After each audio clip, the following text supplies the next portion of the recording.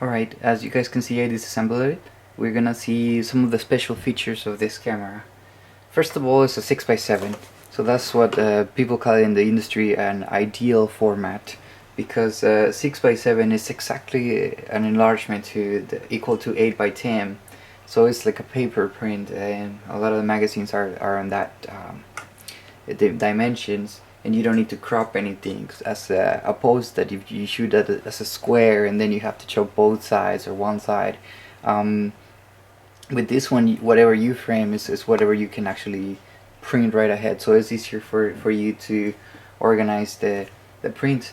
The size actually is 56 by 69.5 millimeters, which is it's like almost 5 times larger than the 35 millimeter frame, and because of that it offers a lot of space to see the image, and when you have the negatives on the table you can actually see the image pretty clear without the needing of magnifiers or anything, as opposed to 35 millimeter cameras. One of the second feature will be the revolving mask. When you put this on the R, it's a great feature that you can actually turn it, and I don't know if you guys can see, I probably can see that edge right there. When you turn it, it disappears and another one appears on the side. You see the bottom and top right there? So as soon as you're turning it, it will tell you which form you're using.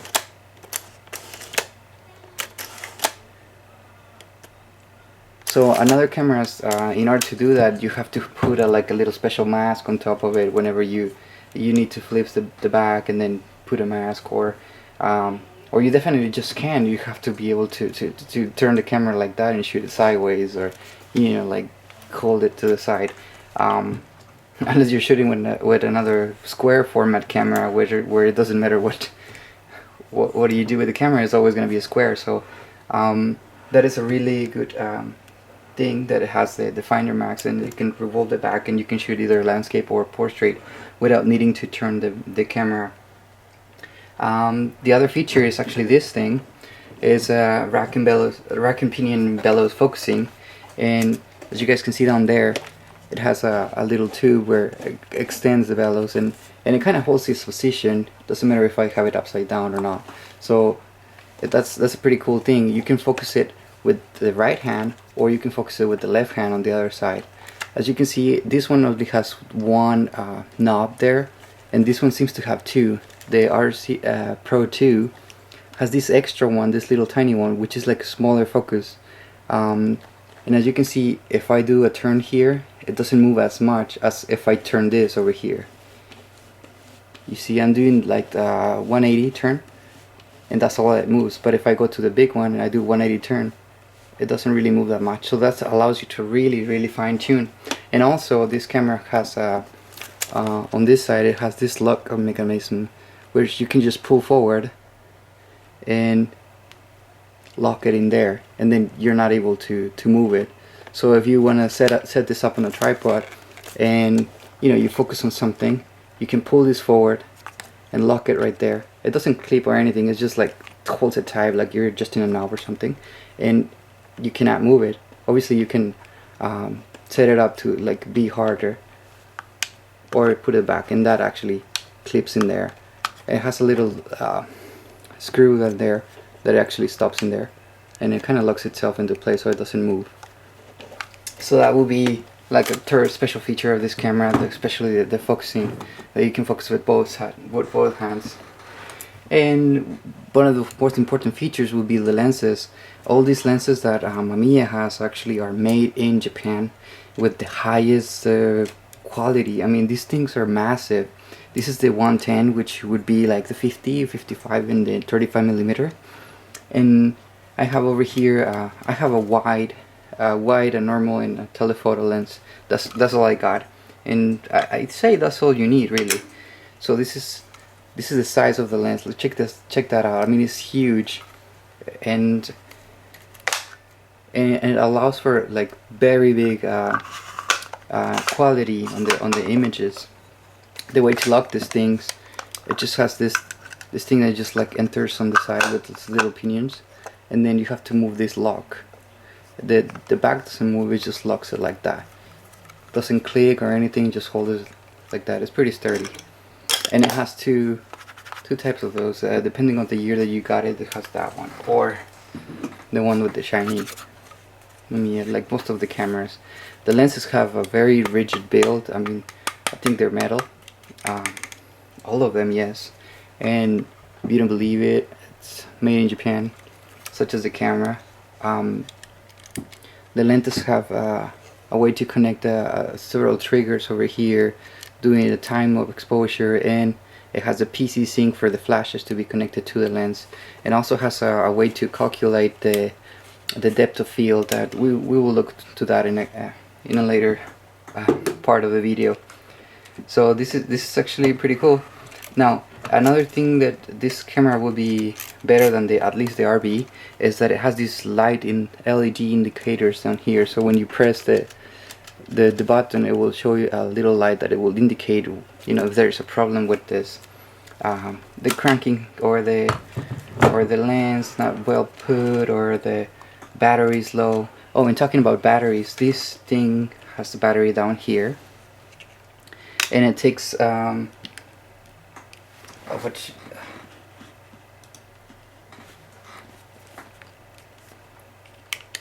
we go. You push it up, as the arrow says, and then you flip it open, and it uses a 6-volt battery there. And in this case, we have the 4LR44P in this case, but it's normally a 4LR44, and it's a 6-volt battery. And you just snip it like that, like it says on the picture, and put it there. You can also use 4LR44 1.5 volts to match the 6 volts, and they will actually fit in there, the 4 batteries. So, and they last forever. I haven't changed this for like almost 2 years. And this is a little door for the cranking mechanism. This is the space to put the tripod, which it actually has an extender very tight there.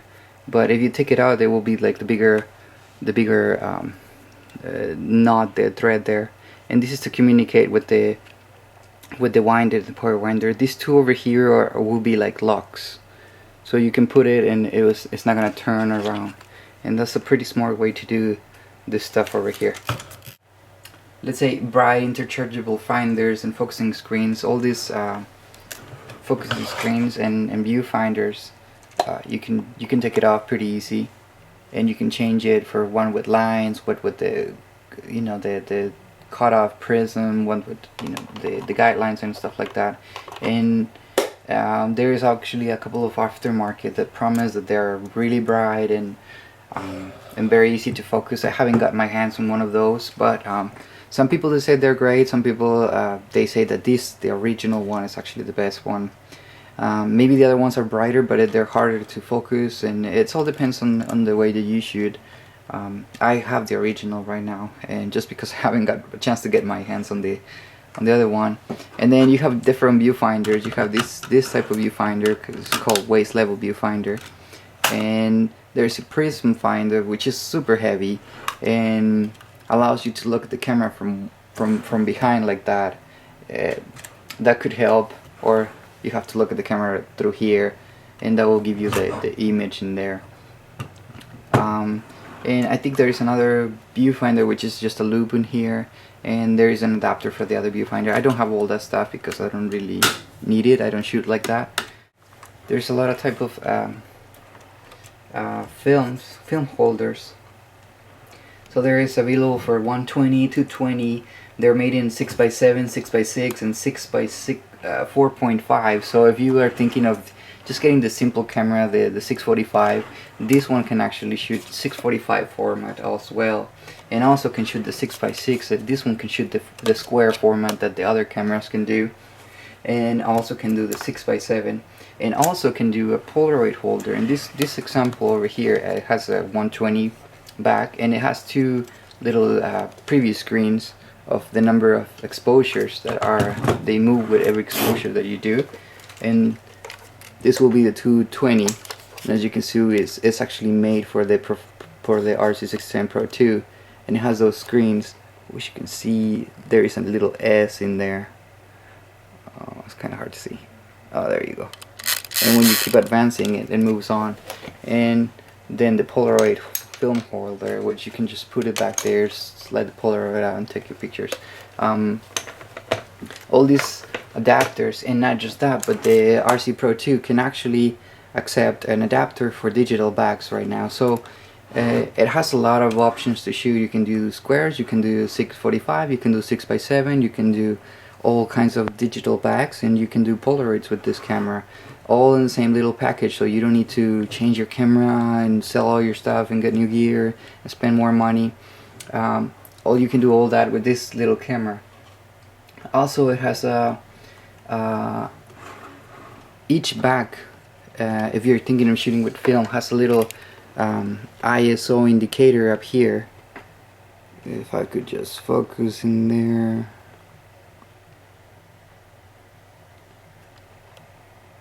There you go. This this ISO indicator actually communicates with the camera via these connections over here.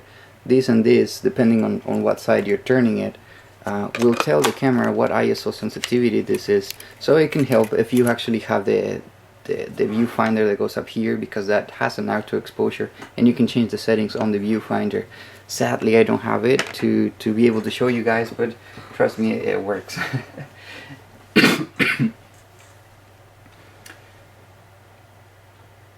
Next thing will be the mirror lockup operation.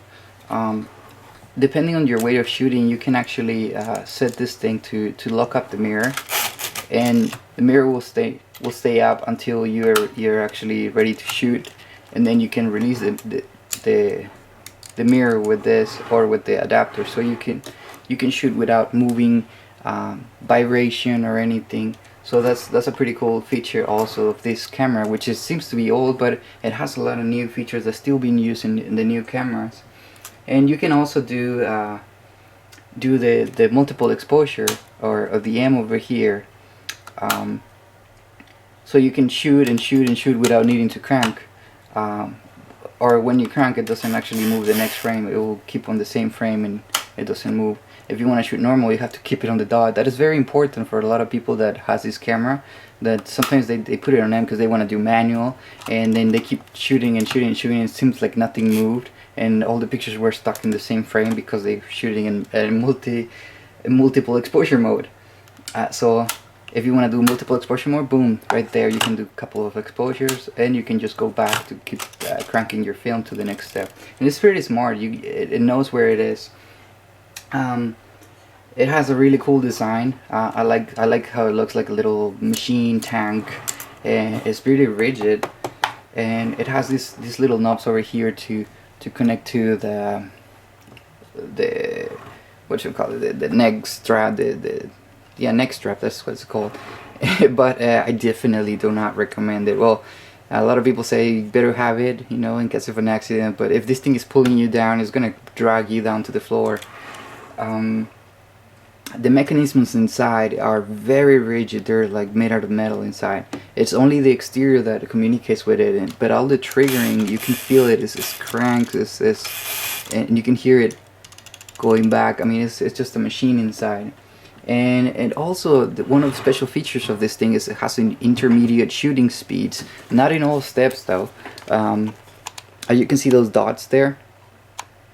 The RB and the Mamiya RZ67 Pro I and the Pro and the just the normal RZ67 and the SD mode, stuff like that. I think this is the only one that actually has the half steps. Well, it started with this one, the Pro II, and obviously the Pro IID has them too, but it's not all the way. If you go down to 4, the next one is not. The next one jumps a whole step from 4 to 8, and from 4 you can see the half steps. They go all the way up to 250, and then it jumps one big step to 400. So 250, 400, there is no half steps in the middle, but from 250 to 125 there is a half step.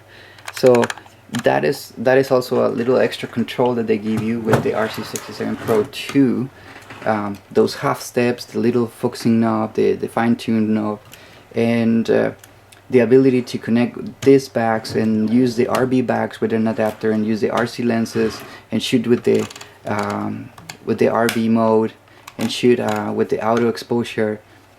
All those features are what made this camera the winner for me.